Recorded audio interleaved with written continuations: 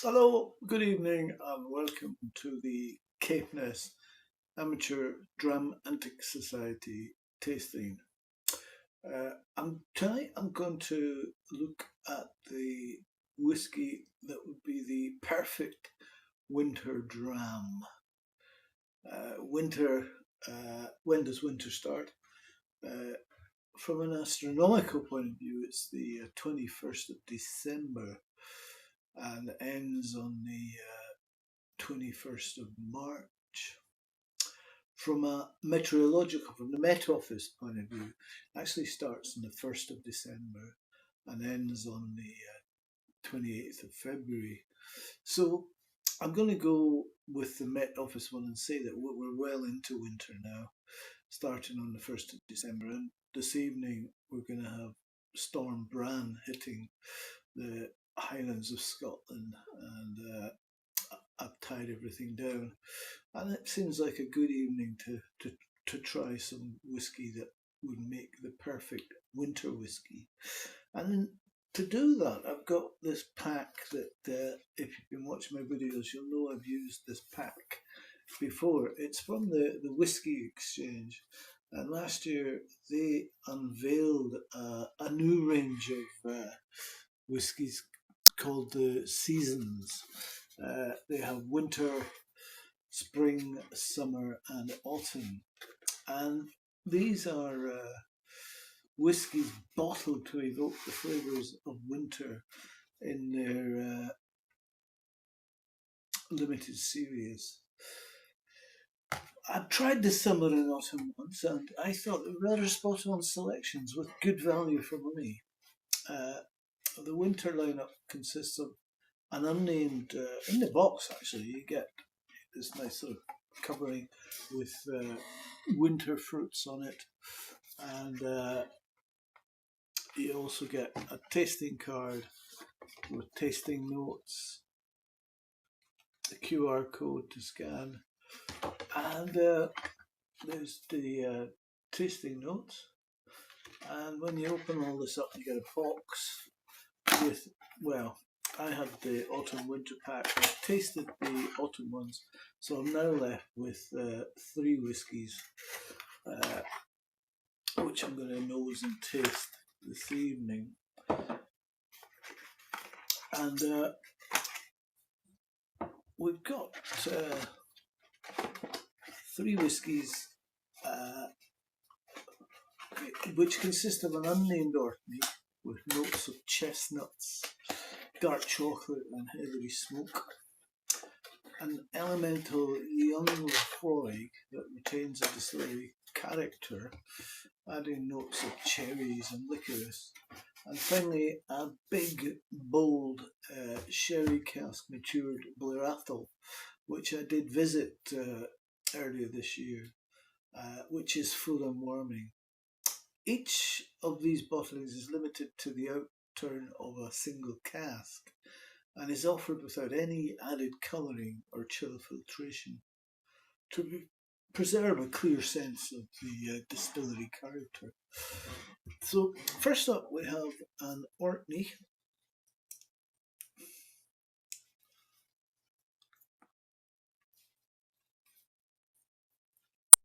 An Orkney 2013 10-year-old, bottled at 50%. So, this will be Highland Park. You very rarely see, I've never seen Scapa as a indie bottling. So this is taken from a single ex-sherry hogshead cask number 7, which has yielded just 312 bottles. And you can see it's a lovely colour here for a 10-year-old. Fully matured in an ex-sherry, ex-Olorosa, I would imagine, hogshead.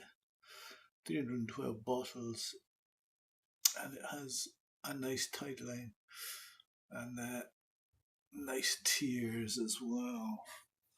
So let's see what we have here.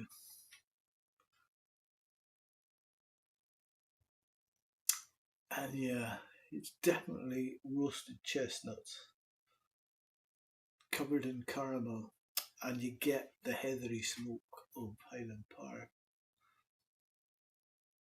Chestnuts, cocoa, cedar, and hints of demerara rum,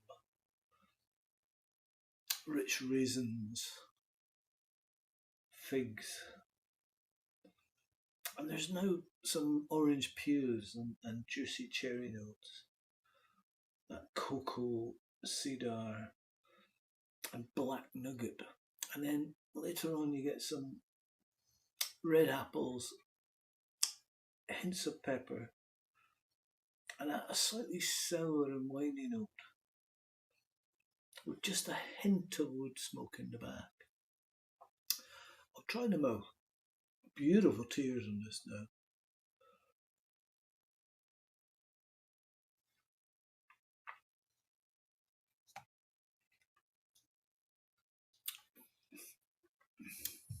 Lovely thick mouthfeel, mouth coating.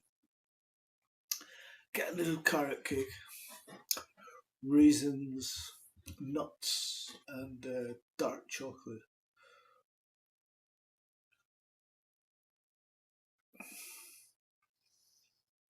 And then you get more orange peels and cedar wood with roasted walnuts and lots of dark chocolate.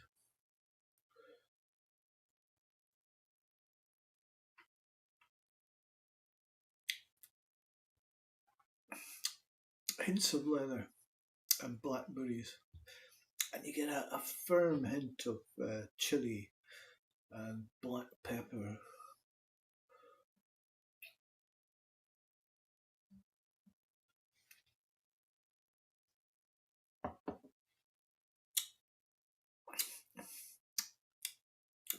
More chocolate on the finish. Wood smoke and dried fruit. It's a long finish with a slightly herbal bitter edge with licorice, nutmeg, and smoke. I'm going to try a mill of water in this.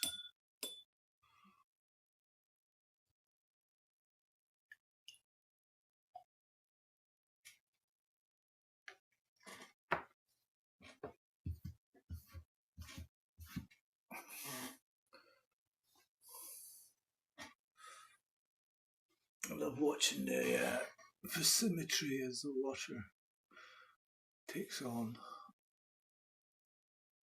Non-chill filtered, of course.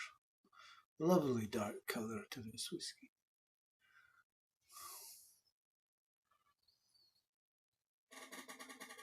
And it's still impactful, woody and sweet.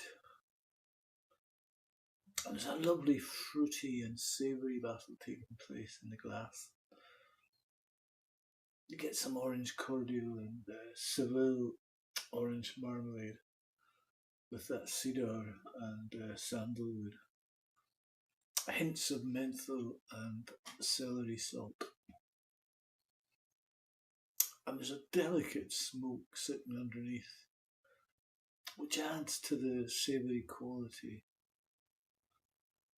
It's more a woody smoke than a peaty smoke, and it has a gentle, ashy feel. Try them out.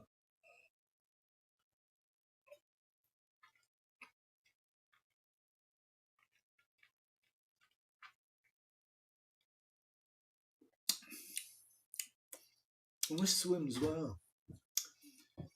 It balances sweet and savoury very well.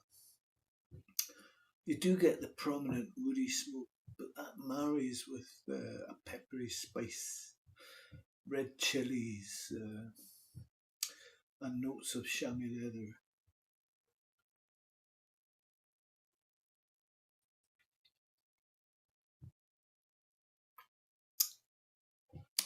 Dry toasted nuts, especially hazelnuts, and sweet caramel and cocoa powder. That sweet woody smoke underpins the entire experience.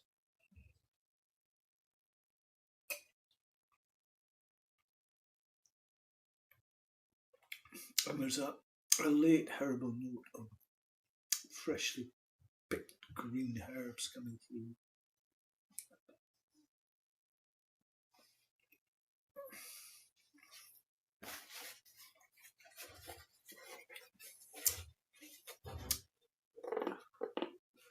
And you know, it's intensely long to finish, with a lingering kick of alcohol heat that makes the mouth tingle and water. The menthol hint from earlier combines with a deep woody spiciness and the gentle ashy smoke superbly. This whisky shows a great balance of spirit character and oak influence. It's been a particularly active cask that has left this island malt dark and rich, preserving a fine smokiness on the palate. And the ashy smoke is a nice acid. And influenced by a sherry cask, it makes it very wintry. It's a deep leather armchair type of whisky, one to take your time with as depth and complexity take hold. And the finish lingers with you. It's still there now. A big and expressive creature, which is completely suited to an evening in slippers and next to a roaring fire. It's a great whisky for a winter's night by fire that offers both power and poise. So I'm going to cleanse my palate. I was at the new Stannerville Mill distillery for lunch on Friday. Very nice lunch, and the distillery is knockout. It's absolutely fantastic. Didn't do a tour because it's not really up and running yet. But they sell these Hawkshead whiskey smoked cashews. These ones are glazed. I've also got some chili ones, but I thought I'd start with the glazed ones first.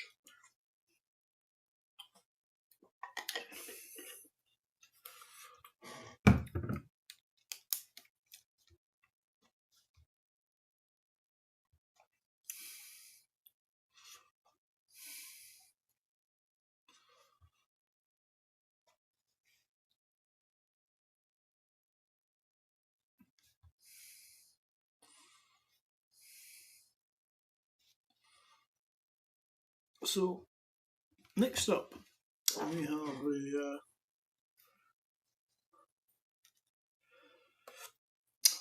Laphroaig, 2015, 8-year-old, bottled at 66%.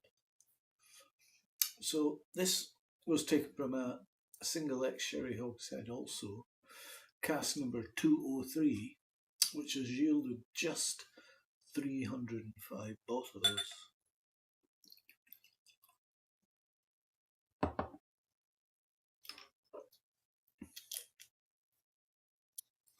And again, natural colour, non-chill filter, not quite as dark as the Highland Park, but then it is 8 rather than 10 years old.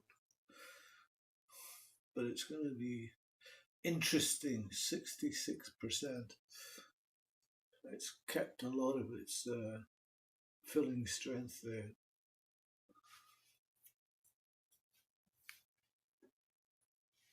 And it's got quite a thin tide line, and some nice little tears there too. And you know, for a Laphroaig, it's quite floral, with honeysuckle, gorse, and leather. It's got a sweet malt, apple, and lemon zest. You do get smoke, coal ashes, bacon, and creosote. some mint chocolate, and a slightly floral woody note. Then you get salted caramel and hints of coastal breeze, moist leaves, and hints of roasted nuts. There's not a lot of fruits, just a bit of plum. It's got big smoky notes, full of bacon and bonfires, and caramel covered seaweed. And the florals are what you would associate with a good perfumier. There's hints of red over ripe plums, toasted walnuts, cloves, and salted caramel biscuits. Try them out.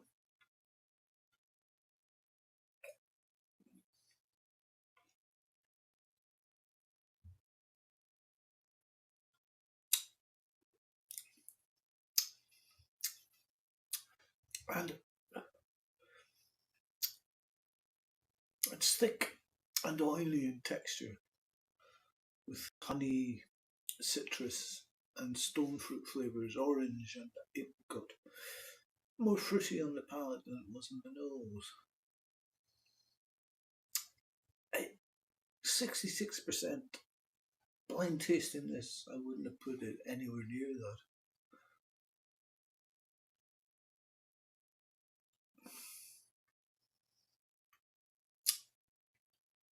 There's a savoury edge that recalls smoked bacon, barbecue sauce, and nori seaweed, and a sort of youngish raw peat, full of tanny notes, burnt seaweed, plenty of bonfire notes, and creosote.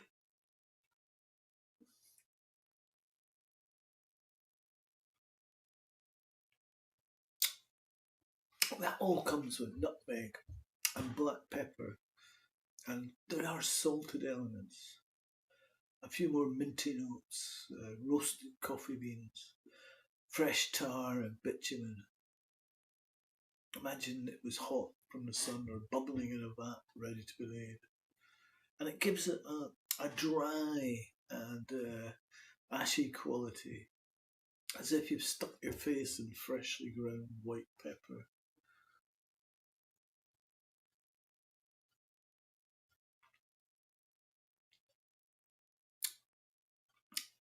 It does make you want to cough in a good way. The sweetness of rich salted caramel and a distinct maltiness emerges from the fierce blast of ashy heat.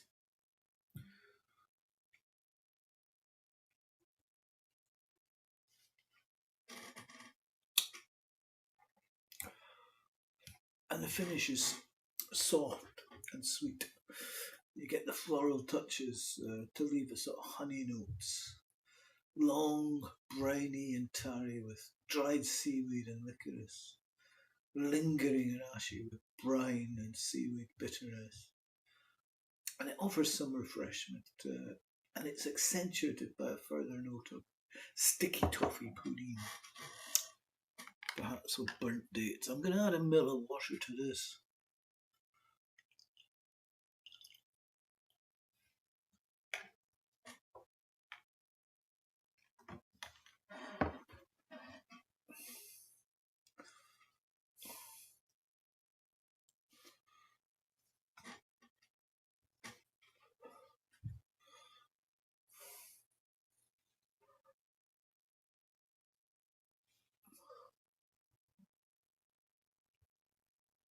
And you know, the smoke becomes more acrid. The nose opens up with some spicy red pepper, and it makes your eyes start to water a bit. Makes you feel like you're next to a rather sizable bonfire. Try them out.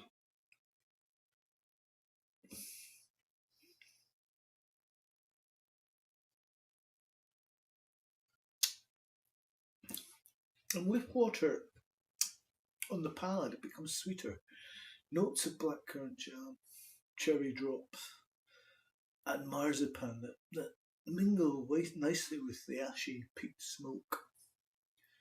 And the palate gains a juiciness akin to red grape juice that's been spiked with cloves.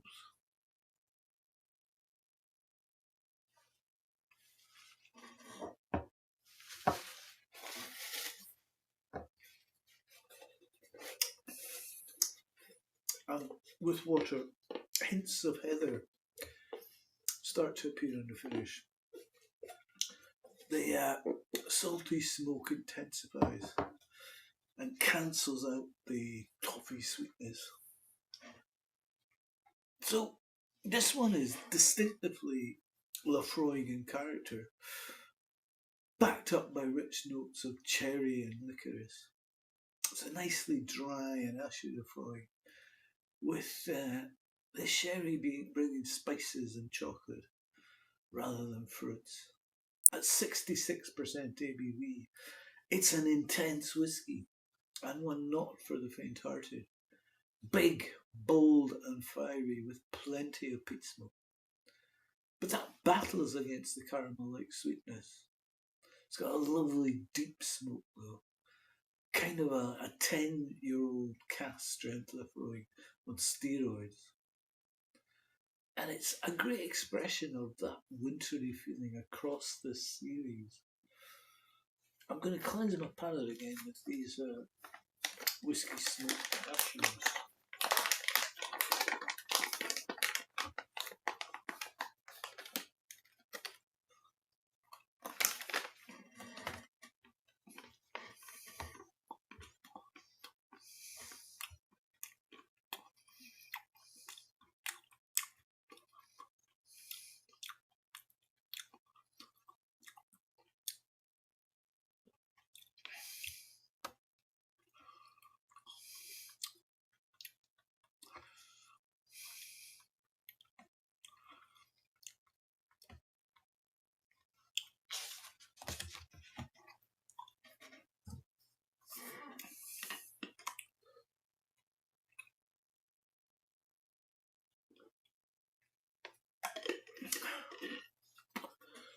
And so finally, in this trio of winter drams, we have the Blair Athol 2007 16-year-old, bottled at 55.1%, fully matured in an ex Oloroso sherry butt, number 5259.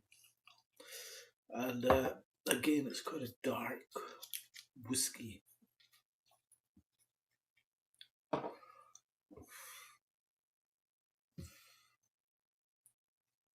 I did visit Blair Athol in, I think it was July, and I have to say, it really did suit the sherry cask maturation.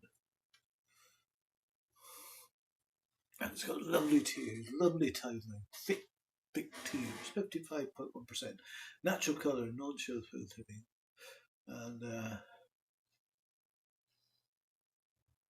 and it's like spent fireworks on the nose. Hazelnuts and leather, dark chocolate, walnuts, dried mushrooms, cinnamon and nutmeg.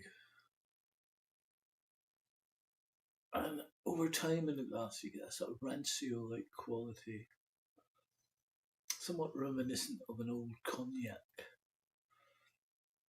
And that brings stem ginger, fallen leaves and soft leather. But there's a warming mix of red apples and poached pears with cinnamons and lots of raisins. Toffee as well. Just a hint of umami, soy sauce perhaps. And walnuts in the background. And there's a top layer of new leather and polished wood as well, which gives it a very wide, appealing profile. Try them out.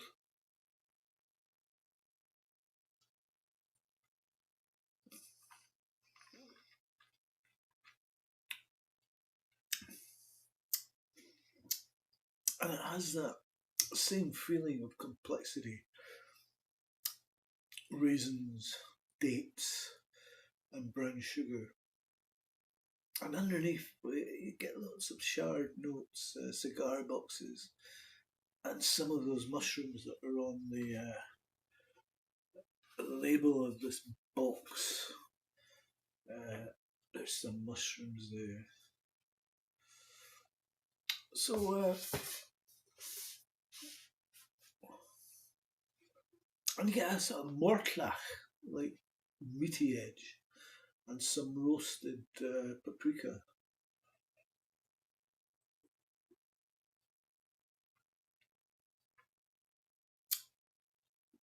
And then you get more leathery notes, a bit of herbal bitters too. And then it comes back to cinnamon with dark chocolate, walnuts and licorice, sultanas, dates, walnut wine, cocoa and dry spices.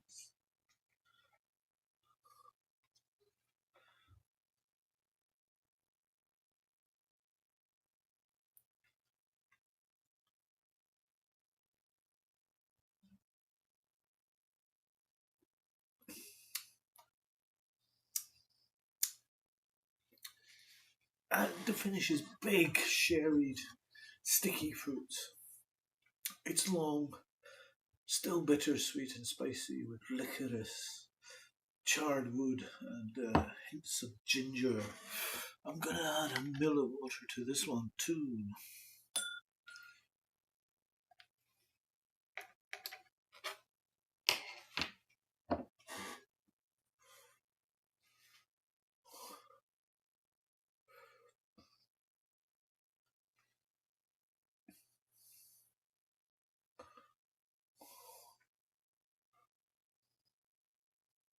And now it's full of dark fudge and a milk chocolate sweetness. And you get some bitter nut, walnuts and Brazil nuts aromas. Still got an umami vibe. Dried fruits such as apricots and sultanas. And there's a note of the lokiness, like antique furniture. And there's a hint of well-dried bacon-like meatiness. We'll try them out.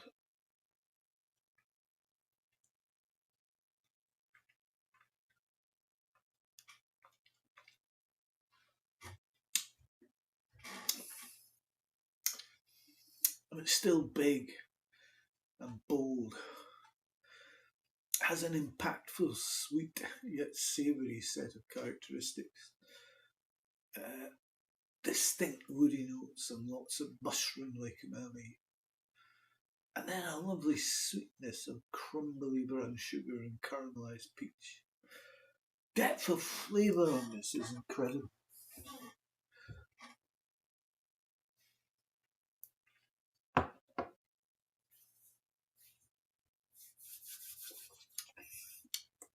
And the finish, you get bittersweet, drying character, lots of woodiness, and that brown sugar note, which sits alongside a warming cinnamon spice.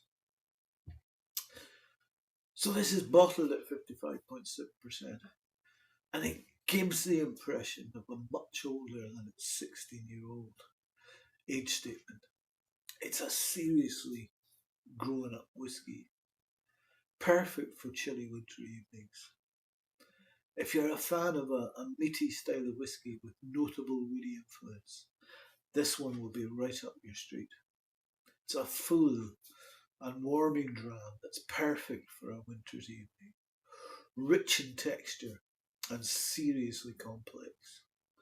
It's a very wintry Blair Athol indeed.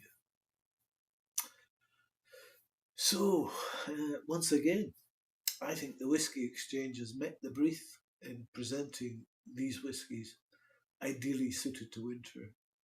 The ex-sherry cask maturation has evoked all the aromas, tastes and essence of winter. Thank you for listening.